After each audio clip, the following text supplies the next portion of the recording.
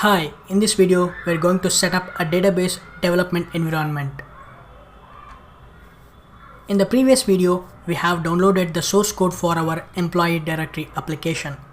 If you open the project, we have a folder called SQL scripts. This folder contains two SQL files. One is create table and the second one is employee directory dump. Let's discuss about these SQL files in detail. The first SQL file is responsible for creating a database and creating a table. The database name is employee directory and the table name is tbl_employee.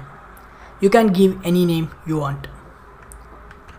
The second SQL file is responsible for loading the sample data.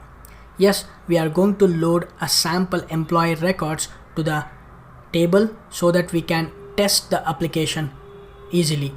So we are going to take these two SQL files and dump it into our MySQL workbench. So let's jump into our MySQL workbench.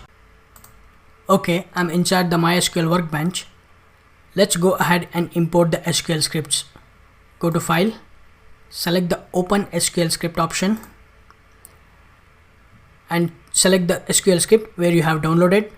Go to the project folder and open the SQL scripts. You will find two SQL scripts. Select the first one, which is create table. Click open. This SQL script contains three SQL statements.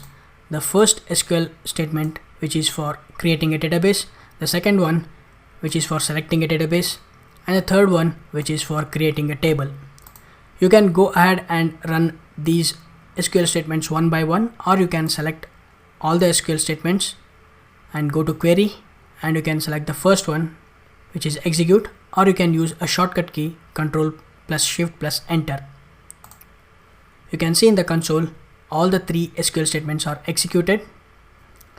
So in the left side or in the navigator pane or the schema section, click on this icon, which is refresh all, and you can see that the employee directory has been created, which is our database, and it has been selected since we have run the SQL command use the database name, and the table has been created. If you expand this, you can see tbl_employee, which is our table name.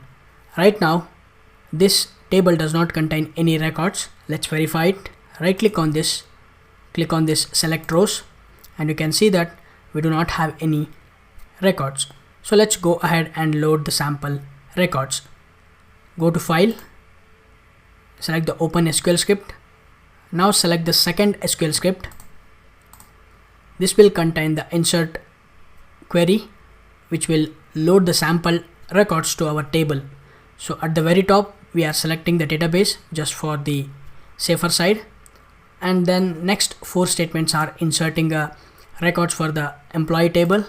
At last we are writing a select query for displaying the employee records. So let's go ahead and select all these. Go to the query, select the first one, and you can see at the console all the records has been, all the SQL statements are executed, and you can see that inside the table the records are inserted. So now we have completed the database development environment setup. So in the next video we'll start writing a code.